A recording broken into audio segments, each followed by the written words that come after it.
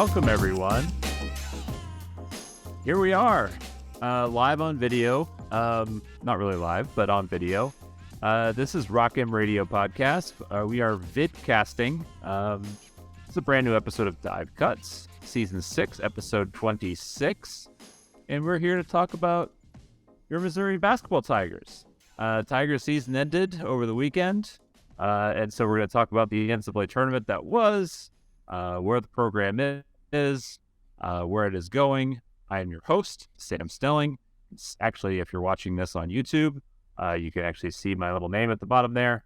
With me, as always, tuning in from the plains of Indiana is Matt Harris. Matt, how are you?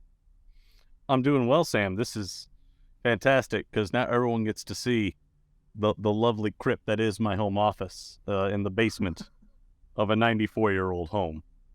Yeah? I know my wife would be mortified at the backdrop here. She's already discussed ways that we can really improve the room rating here, but I'm good. I'm good this evening. And also, I went ring light, and so I got the ring light, and so the ring light shows the light here, and it makes everything back here kind of dark, so it's harder to see what's going on.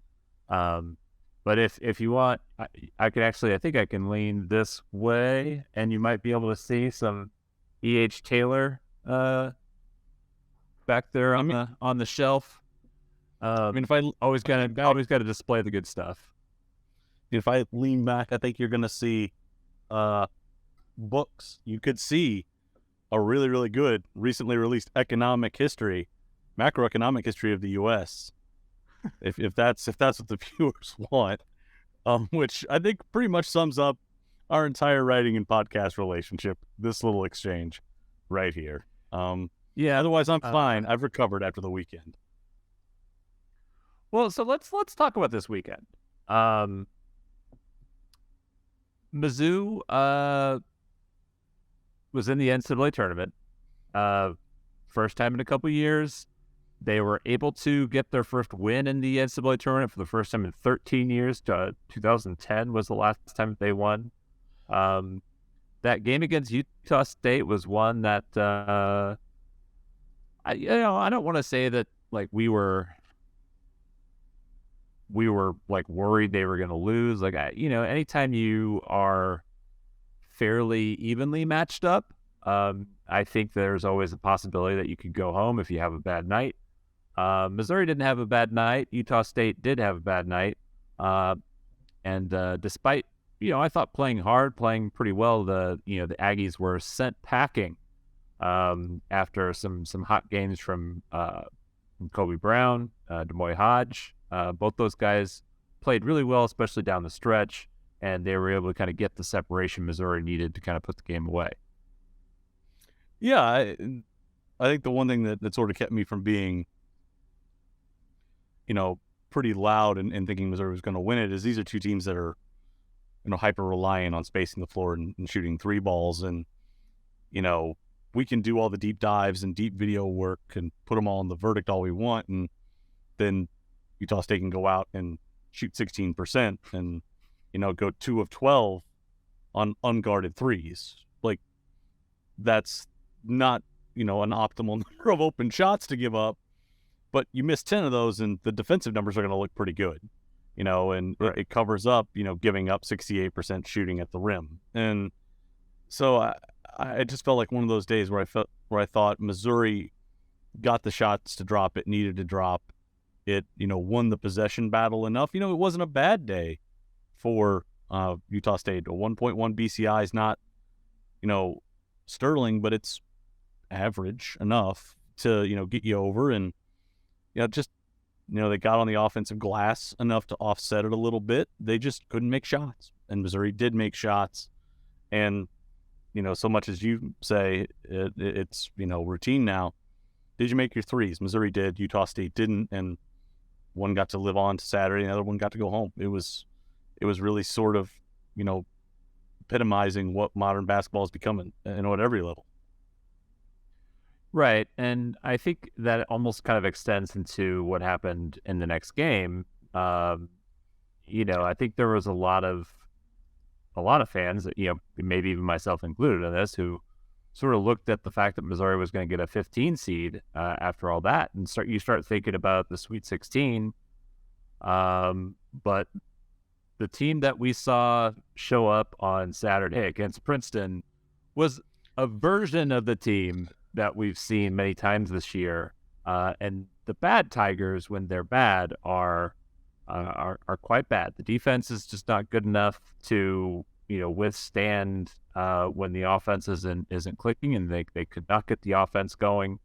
And really, like, I pointed this out in study hall, and I think when you were in the moment and you're seeing Princeton kind of make these 3-pointers and all that kind of stuff and the dunks, it felt like they were just on fire on offense, and that really wasn't the case. Like Princeton missed a lot of shots. They had a lot of or they left the door open for Missouri to kind of come back and get back into the game many times.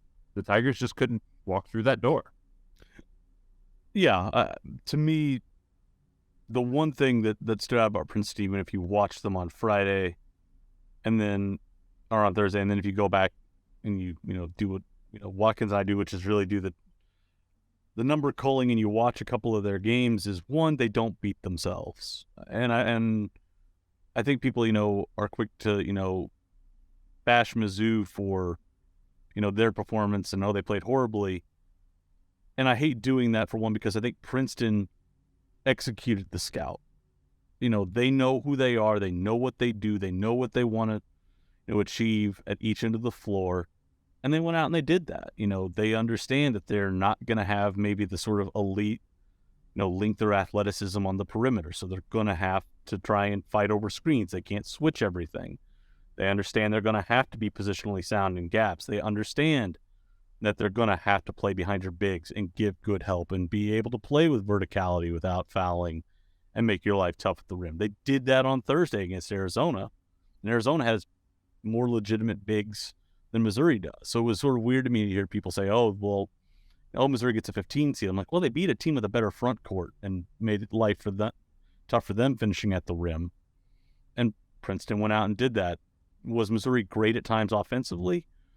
No, I think there were times where Kobe didn't finish the way he needed to. I thought Demoy Hodge didn't have a great game. But part of that's on Princeton for executing what they do so well. And defensively, Missouri's pressure wasn't able to crack them. The decisions they had to make to try and generate that pressure left them vulnerable, in ISO situations and in mismatches. And Princeton capitalized on them. So Missouri didn't play well, but I also think Princeton did what it needed to do to get the result here. And, that's enough. So hats off to them as well for the way they played, the way they prepped, and, the way they executed. Yeah. And I think that's another thing is, I think you kind of pointed out on Twitter how good they are at kind of defending the rim. And, one of the stats I thought that stood out to me when I was looking at, Mizzou's 2-point shooting. It wasn't good for the first 35 minutes. Yeah, it was horrible. Like, if you just look at, the segment where really the game was, in question, not in question. The last 5 minutes, Kobe and Drew Golston both went and got theirs. Golston maybe a little bit more so. Yeah. Because Princeton was up 20, and they're like, "Look, we've figured out that we can score if we need to at this point. We're okay with a 15-point win versus a 20-point win, whatever." And Drew went out and scored 8 points. Kobe had some late points as well, and so there was this sort of chipping away that happened and a boosting of the numbers. But outside of that, Missouri was basically shooting 20 percentage points under their season average from 2-point range. And again, I think the bigger lesson for me is this is a team that we've seen. We saw the same, this roster. We've seen what they did against Utah State, where they were flying, they were getting turnovers, they were making threes, they were playing that style that we're used to kind of seeing them play most of the time. And that's really how they got to the NCAA tournament, was playing this one way. But the problem is when that one way isn't working, they don't have the backstop to be able to, overcome the issues that the roster has. And I feel like this is, maybe getting a little bit to be a bit of a downer of a start. But I think overall, when you look at the fact that this is a team that won 25 games, won a tournament game for the first time in forever, and there was so little expected of this team. And they did all that really without Isaiah Mosley. Yeah. And one of the reasons why we thought this team could be pretty good in the SEC was they were bringing in a guy who could score. Turned out they didn't need him. And, and I think that you have to sort of look at what was created, what was built. They made gambles to play a certain way defensively based upon the roster they had. They knew that they weren't going to be able to rebound.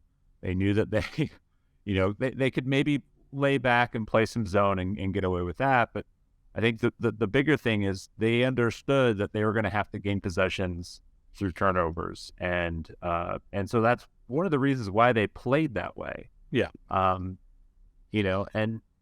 it accomplished 25 wins. That's incredible. Even if 8 of those were against some cupcakes. It's still 11 league wins is not nothing. Yeah. Beating Illinois, beating Iowa State, these are really good wins. Beating Utah State, this is a really great year. And considering it's the first year of Dennis Gates, considering that he came in, he adapted, he gave us a really fun, entertaining product. I think it bodes well for what the future could be. Oh, no doubt. And I think the hardest thing here is it's easy to explain away some of the trade-offs that get made when you are, winning 8 or 10 one-possession games a year. But I still think it took, the underlying issues were still there. And, there was going to be a time, I think, when the pendulum swung back. You just hope it wouldn't have been on Saturday with an opportunity to get to a Sweet 16. If it had been in the Sweet 16 against Creighton, another team that's long, can rebound, can defend, and is comfortable playing at pace, I think people would have said, okay, they made it to the Sweet 16. They ran into a team that was a bad matchup. Whatever.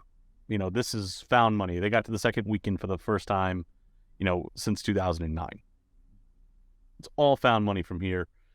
And it's not wrong to say there was an opportunity here, but I think the things that did them in here, I would disagree with folks that said, this was such an aberration or this was a thing that was a no-show. It wasn't. The things we saw on Saturday have been there at different points in the year. They had been there, close wins over LSU and close wins at home over Ole Miss. They had to fight back against Wichita State.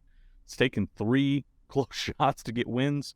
These things have existed, and I think it's sort of it's not what you want. It's a downer, but it's fitting for this team too that what happened on Saturday happened.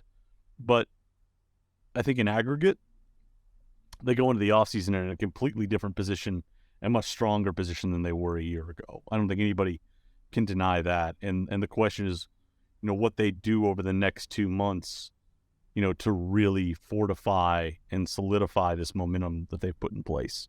And that's going to be fascinating to watch. Another fun fact, Matt, Missouri actually finished, I believe it was 13 spots lower in KenPom than they started the year. Well, when you have the worst defensive efficiency in 2 decades, it's going to act as a drag on you. But. Yeah, well, I think I had sort of run those numbers late in the Council Martin tenure to sort of determine what were the expectations and where did we end up, and the number of years over the last 10 or 15 where Missouri ended up below KenPom expectations was pretty high, and so I just kind of thought it was funny as for all and again not taking away we know what this team is. We know why the math doesn't particularly like this team very much, despite all their wins. I sort of found it comical, the fact that the math basically dropped this team over the course of the year, despite them seemingly overachieving. And I think that to be like, that's why the math ended up being correct, is this team was an overachieving team. And the math is basically saying they're overachieving.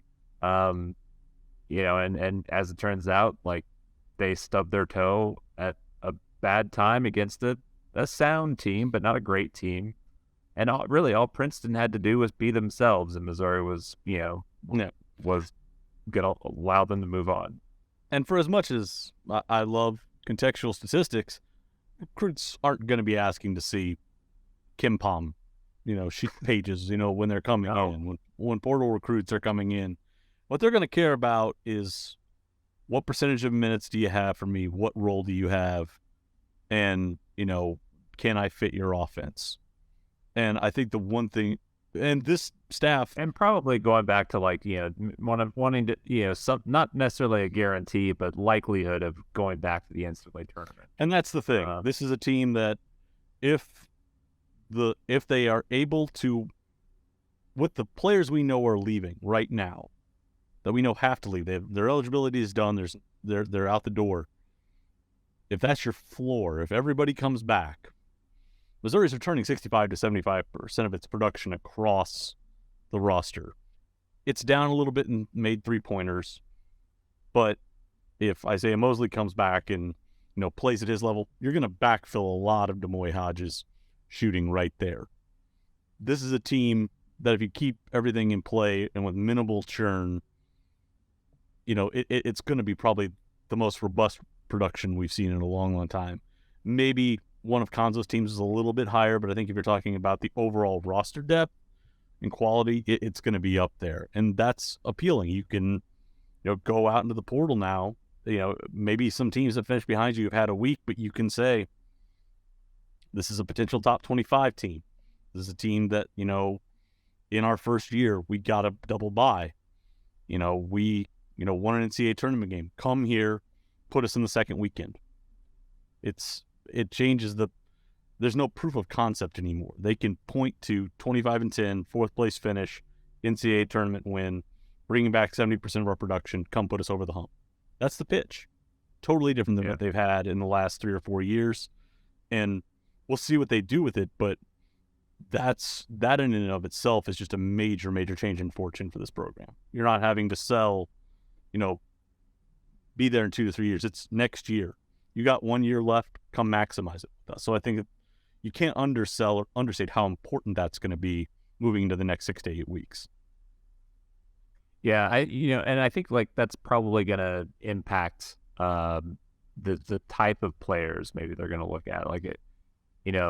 Maybe a year ago, the guys that you're looking at are, guys you think you can kind of pounce on early who might make sense to fill in and, a little bit of gaps. I think Noah Carter's a good example.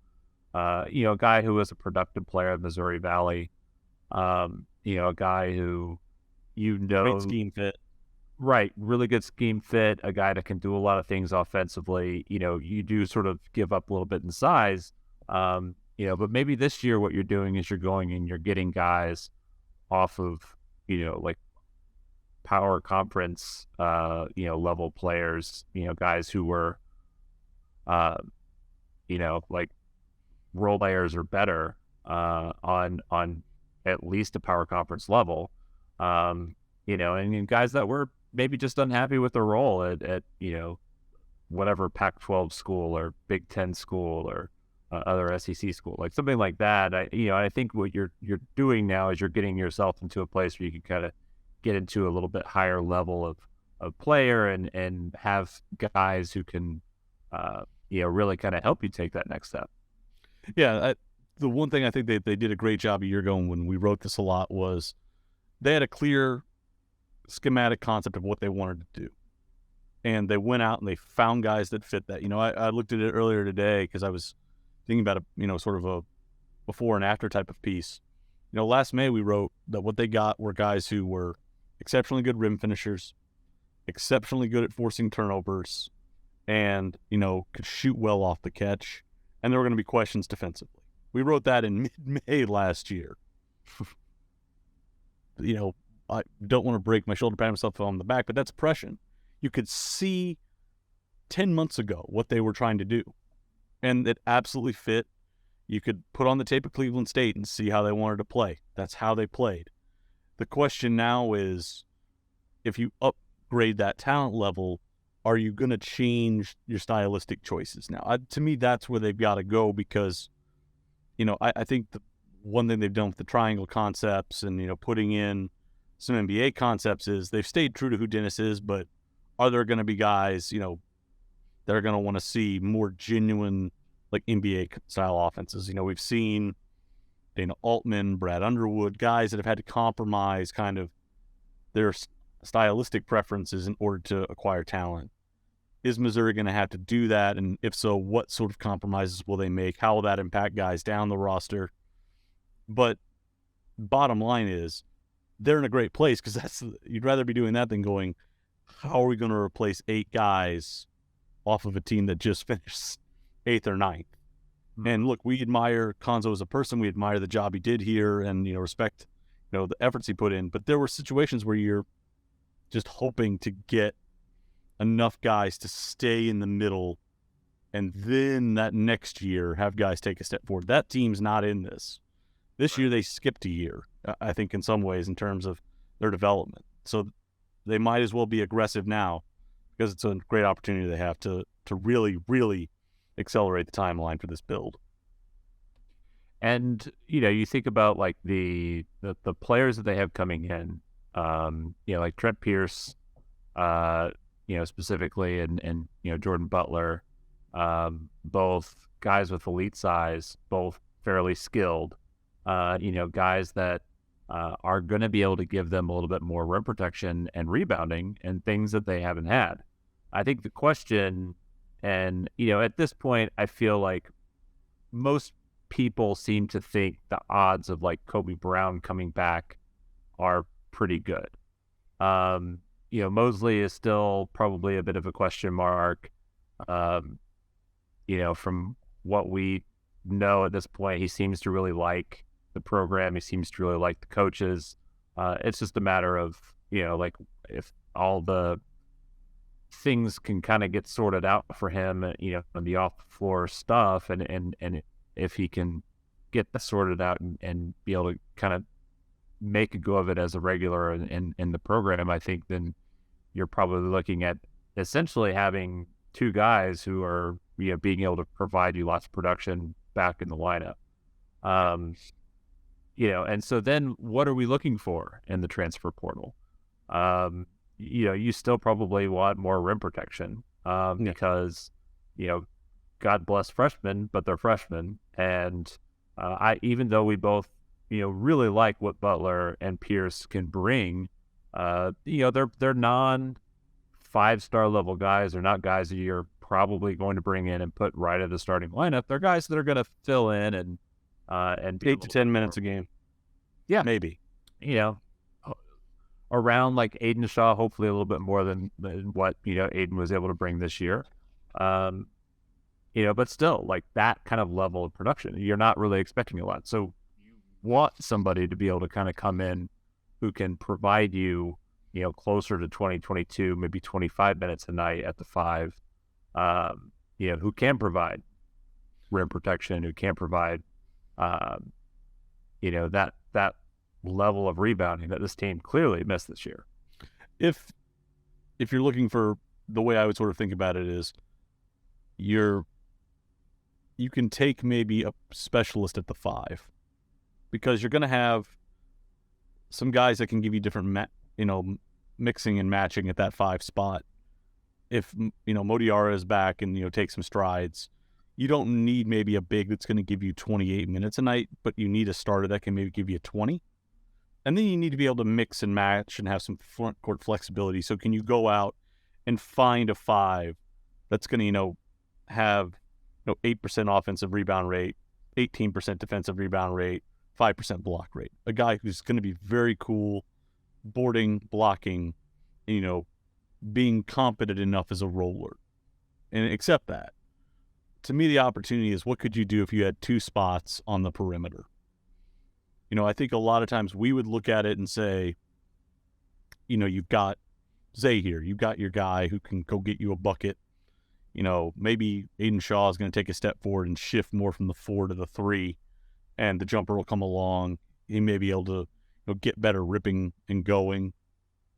But if you're Missouri and you think, man, the returning production right now is forecasting us out to be 5th or 6th in the SEC right now, and we've got the opportunity to sell some big guys, some major players, let's go get 2 proven dudes, and let's get 3 or 4 scoring options. Let's put every lineup we've got 3 or 4 guys that can go get us a bucket, because that takes you from 25 to 30, 5 to 7 seed to now you're in the top 4 playing for something that matters and, protected seed. So to me, it's the question of what's this first year bought them in terms of political capital and in terms of sway. Are they going to wind up, looking at specialists, or are they going to have built up enough equity to where they can go get, dudes where it's okay if Zay has an off night because we got 2 other guys that can go get it if we need it to. So I really think that's their opportunity is, can they go find 1 or 2 other perimeter guys that can really, make this a team that's difficult to face? Because I think we've seen the offense, work. We've seen they can make it work, and guys can have, off nights, and, the baton can get passed. But who's handling it? What's the caliber the other guys are going to bring in? I think that's their opportunity, is to really go from here to here in terms of the perimeter talent they want to target.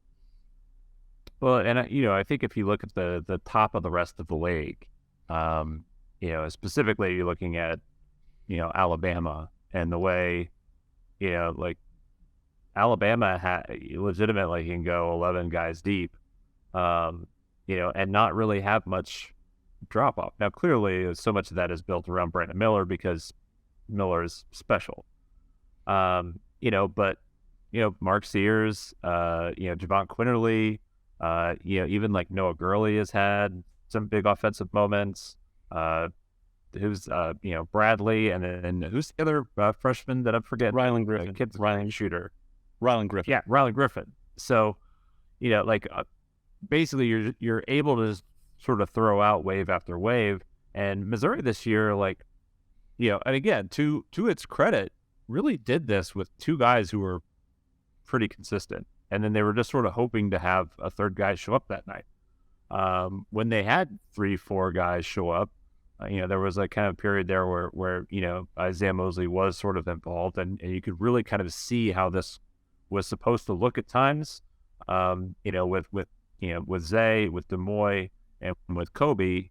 And then you could just have like Noah Carter chip in 8-10 points. You could have, Nick Honor chip in 6 to 8 points. And as opposed to where it got late in the season when they were really kind of down to 7 guys, not even having Trey Gamillion to kind of give you minutes. I remember thinking multiple times during the NCAA tournament, man, Nick Honor needs to step up and do some scoring. And that's just not Nick Honor's role. That's not who he is as a player. He's the guy who's going to space the corner and hit an occasional corner 3, but he's not a guy you want, breaking down the the defense off the dribble. And to me, if you're going to go, God only knows I watched too much tape of this team this year, the best iteration of this group was probably the Iowa State game. If you were going to talk about defensive pressure, if you were going to talk about being not only just on-ball pressure, but gap sound, rotations were good. They would get beat a little bit on the weak side, but that was a concession that this defense was going to make.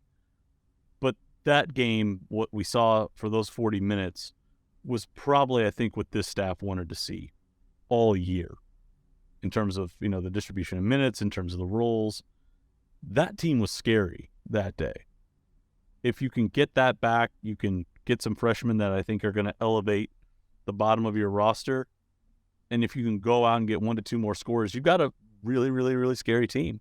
The team that, and I don't like being hyperbolic and I don't like putting carts in front of horses, but there's an opportunity here. And I say this, again, with all respect to Konzo, when we were looking at going into year 2, it was, okay, Jonte's back, but we got to build everything around Jonte Porter. I don't think this team is going to be in that situation. I think if it goes the way we think it might go, they're going to have some more diversity and they might be able to import some more help. So I think that's their opportunities. They're not going to have to treat this as a soft reset. They can continue to push and keep this on, a pretty fast track and an accelerated track. So an accelerated track, one of the things that I wanted to sort of talk about, obviously this is the transfer portal season. Too many names. Yeah, we've been trying to stay on top of everybody that that Missouri has been, talking to, and it's not always easy because like there's a difference between Missouri reaching out and inquiring, which is often what like these Porter Report Twitter accounts are talking about, right? Like, right. That this player has heard from, and that's why you see Arkansas on like every list. Arkansas is checking in with everybody, and that's what their program does. Missouri has always like under Gates and more so even under Konzo was much more measured in how they approach the transfer portal. But we do have some guys that are out there that they have reached out to. Now, some seem more likely than others to kind of maybe. I wouldn't even. I mean, I just think at this point, the market is like any market. There's various levels to it, and it moves in different ways. There's what you're seeing on Twitter feeds, which is guys going in and, reputable recruiting reporters. I'm not casting aspersions. Basically saying, reaching out to a guy and saying, hey, who have you heard from? What that heard from can be, is it, oh, I got a Twitter DM from a staffer saying, hey, would love to talk to you. Is it a, Dobo reaching out and saying, hey, coach wants to set up a Zoom with you? Is it a direct call from the coach? Different levels of contact there. Yeah. And then there's the whole other blind market, which is either parents, high school coaches, or AAU coaches reaching out to staffs and saying, our guy's thinking about going in the portal. If he goes in, would you be interested? And quietly, and that's what happened with Trevin Brazil last year. That was going on midway through the season. Yeah. And some of this has been going on for a while. Yeah, we talked about that a lot last year. That this is common. There are a lot of power conference schools that have already like identified guys that they think would fit best, and so like the coaches will sort of they'll call up the AAU coach. Hey, we like this one guy that's in your class 2 years ago. Hey, so what's Trevor Brazil gonna do at the end of it? You think he's gonna go into the portal? Like it's just stuff like that where like very clearly it's like this gray area where they're not reaching out to the player directly, but there's a lot of like back channeling that can happen. And that's what I think's happening right now. So the names you're seeing him connected to, I wouldn't say there's probably 13 or 14 names we've seen at this point. I'm skeptical to even say here's what the board is because it's like anything in recruiting. Are they visiting your school? To me, that's always been the thing. If you are bringing someone in on an official visit, that is, probably a serious signal of interest on both sides. Right. So to me, that's where a name's got to get to for me to really perk up and start watching film or looking even at their synergy profile in any great depth. Are they coming to campus, and do you have a chance to close them? And realistically, Missouri's only been done for a couple of days. They just got back a couple of days ago. This week is going to be exit meetings. It's going to, they may not even know for sure what spots they have right now. Right. So I would tell people, if you're looking at the portal, and like I get people ask me, what do you think of like Phil Russell coming here from SEMO? I don't have any idea. Missouri doesn't know if it's going to have a need at that position yet. They don't, maybe they're hearing from other people that or players or people connected to other players that they might think are better than Russell. So I think that's the hard part. And we're getting way too into the weeds with this, as we usually do. There's the public list of stuff that's going to be connected, and then there's that whole other undercurrent back channel, however you want to say it. I would tell people, focus on if there's going to be a visit. If there's an official visit happening, that's probably someone you should really, really put a pin in, because the staff is going to put its full resources into that vetting process. So I think that's where they sort of are right now. Jamarcus Sharp ticks a lot of the boxes, I think people would say. SEMO kid out of Charleston, did Mobile area community college, good program there. Then went down to Springfield, spent a couple of years with Dana Ford's program, followed Corey Gibson. There was a big exodus last year out of Springfield.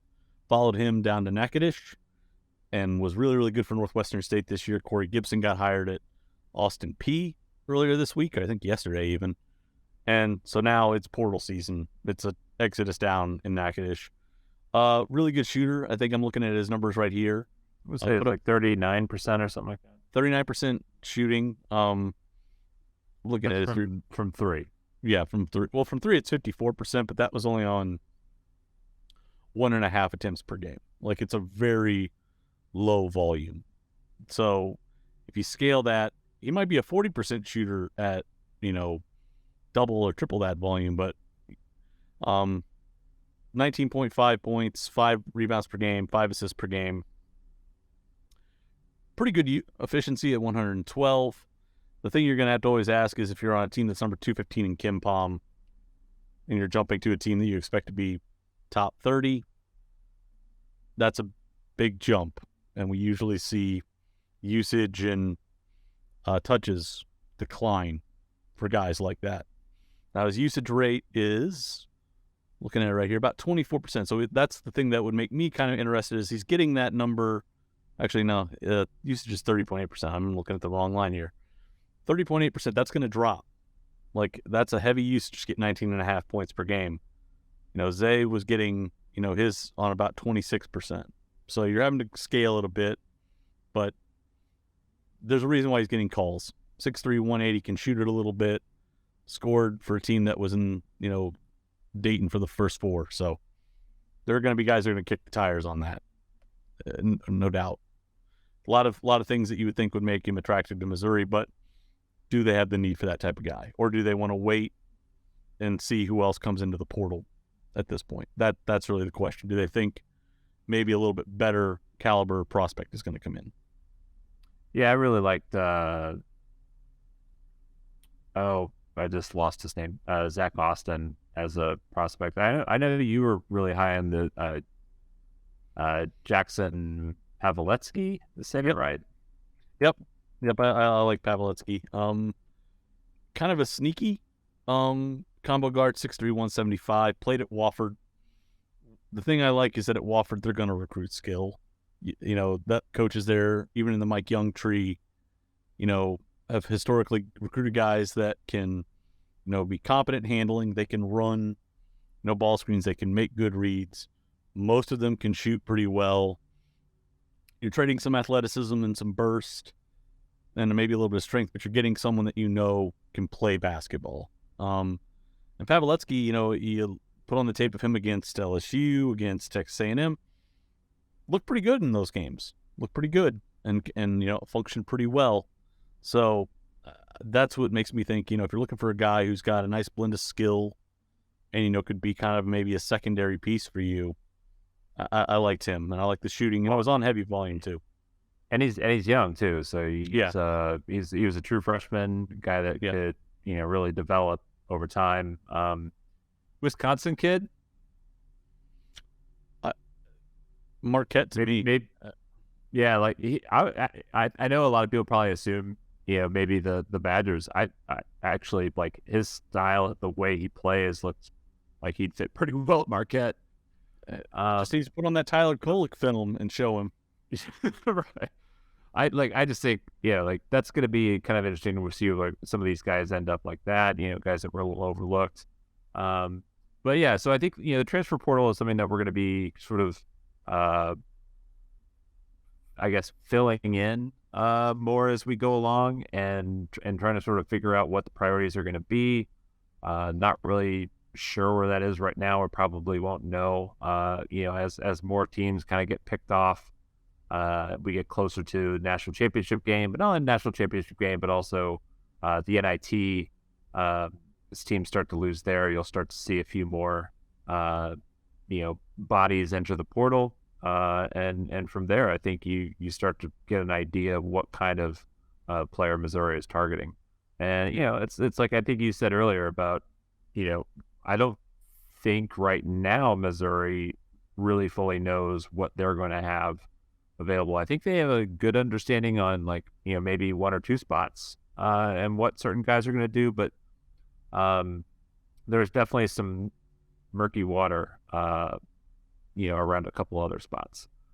Yeah, I think right now, I would say 2 to 3. I think that's what you're going to have. That would feel reasonable to me. And just as a starting point there. The question is that bottom of the roster, or is that, key cogs? What are you losing? What's going out the door here? But I do think the only thing I would say at this point is I think I'm more optimistic about a core staying intact than I was, a couple of weeks ago. That's about as much as I can say on that front. Yeah, and realistically, like if we're talking about bringing back virtually everybody that you want back, from a team that accomplished this, and you're able to kind of backfill positions with those specific areas of need that you didn't have this year that you want. I think you're really looking at, progress kind of started. Maybe we thought they were going to start here. They ended up starting here, but now they have a chance to kind of take it up to another level. And this is, I think the way it's going to be probably moving forward. I think you're going to see 2 to 3 guys in a high school class. You're going to see this team really, I think, explore the top of the JUCO market. Like if JUCO ratings are notoriously way variable, but look at 4 or 5 names near the top of the JUCO rankings. That might be a market they could hit. But then it's, really, this is the thing that's changed. It's can you go reload with 2 to 3 big pickups every year in the portal? And is your program healthy enough? We see it with Muss. Is your program healthy enough to go into the portal and get 2 to 3 difference makers every year? It feels like an opportunity if Missouri can capitalize this year to get to that point where I think it could start to go get enough pieces to where every year you're saying, okay, we're not going to have to take a drop to 9th or 10th and have a reset year. Maybe our reset year is, oh man, we're kind of on that cut line between the 10 or 11 seed. I think that's where you want to get to at this point. But we'll see. It's going to be a really fascinating offseason for the SEC writ large. Florida's already seeing some guys going out the door. LSU's turning over a lot of guys. It'll be fascinating what Mississippi State does. Can they go find people that want to score the basketball? Which might be a bold move for them to see if they can find scoring.